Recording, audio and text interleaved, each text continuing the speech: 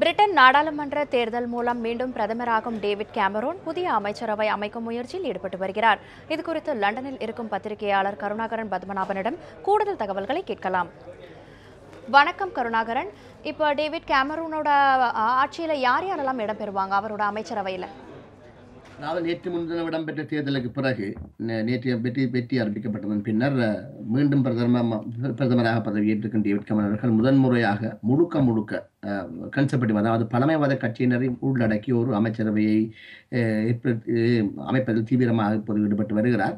அவரது முன்னே ஆட்சி பங்காளர்களான லிபரல் ஜனநாயக கட்சி தேர்தலில் படுதோல்வியை சந்தித்திருந்தது. அதனை அடுத்து அந்த அமைச்சரவையில் அவர்கள் அங்கம் வகித்திருந்த இடங்கள் வெற்றிடமாக இருக்கிறது. குறிப்பாக துணை பிரதமர் பதவி, வர்த்தக அமைச்சு பதவி, சக்தி அமைச்சு பதவி போன்ற பதவிகளில் அமைச்சு பதவிகளில் இப்போது பாரிய விருட்டம் ஏற்பட்டிருக்கிறது.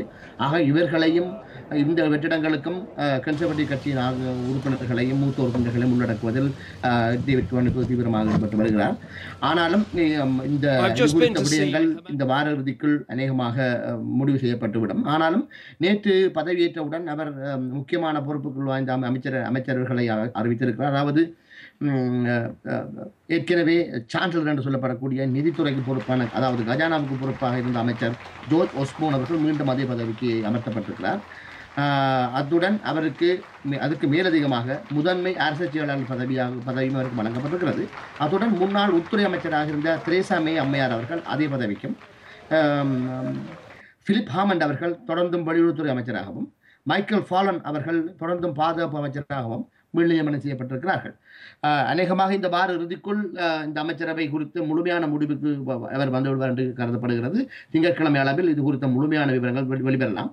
ஆனால் குறிப்பாக இந்த புதிய பாராளுமன்றத்தில் கவனிக்கப்பட வேண்டிய அம்சம் என்று கேட்டால் பெண்களை பிரதிநிதித்துவப்படுத்தக்கூடிய அந்த பெண்கள் பிரதிநிதித்துவம் வந்து இந்த புதிய பாராளுமன்றத்தில் அதிகரிக்கப்பட்டிருக்கிறது. இதில் அதாவது கடந்த பாராளுமன்றத்தில் சுமார் 143 பெண்கள் 150 பாராளுமன்றத்தில் 143 பேர் அங்கம் வைத்திருந்தார்கள். இந்த பாராளுமன்றத்தின் பெண்களின் உறுப்புரிமை இப்போது 191 அதிகரிக்கப்பட்டிருக்கிறது. அதே போல உங்களுக்கு தெரியும், பிரித்தானியாவில் ஐக்கிய ராஜ்யத்தில் பல்வேறு சமூகத்தைச் சேர்ந்த இனத்தவர்கள் வாழுகிறார்கள். அந்த இனங்களின் பிரதிபலிப்பும் அதாவது பிரதித்துவமும் இந்த புதிய பாராளுமன்றத்தில் அதிகரிக்கப்பட்டிருக்கிறது. கடந்த பாராளுமன்றத்தில் 27 இருந்த இந்த பல்வேறு இனங்களின் பிரதித்துவம் இப்போது 42 அதிகரிக்கப்பட்டிருக்கிறது.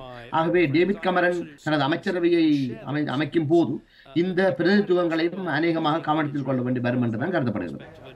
கருணாகரன், இப்ப இந்த அமைச்சரவையில இந்திய வம்சாவளியினர் இடம்பெற வாய்ப்பு இருக்கிறதா? நிச்சயமாக இதுக்கான வாய்ப்பு அதிகமாக இருக்கிறது என்று கேட்டால், நீங்கள் கூறியது போல அதாவது பிரித்தானிய பொருளாதாரத்துக்கு இந்திய வம்சாவளியினரின் பங்களிப்பு என்பதும் அரசியல் பிரசன்னத்தில் இந்திய வம்சாவளியினரின் பங்களிப்பு என்பதும் மிகவும் இப்போது அதிகரித்த ஒரு போக்கை காட்டக்கூடியதாக இருக்கிறது. கன்சர்வேட்டிவ் கட்சியை பொறுத்தவரையில் மிக முக்கியமான உறுப்பினர்கள் இந்திய வம்சாவளியினை சேர்ந்தவராக இருக்கிறார்கள். உதாரணமாக ரிச்மண்ட் பகுதியை பிரதித்துவப்படுத்தும் அந்த பாராளுமன்ற உறுப்பினர் மீண்டும் தெரிவு செய்யப்பட்டிருக்கிறார். அவர் அநேகமாக ஒரு அமைச்சு பதவி அல்லது பிரதி அமைச்சர் பதவி இருக்கக்கூடிய வாய்ப்புகள் இருக்கும். ஆனாலும் இது குறித்த முழுமையான முடிவுகள் திங்கட்கிழமை தெரிய வரும் என்று நம்பப்படுகிறது. நன்றி கருணாகரன், உங்களுடைய தகவல்களுக்கு நன்றி.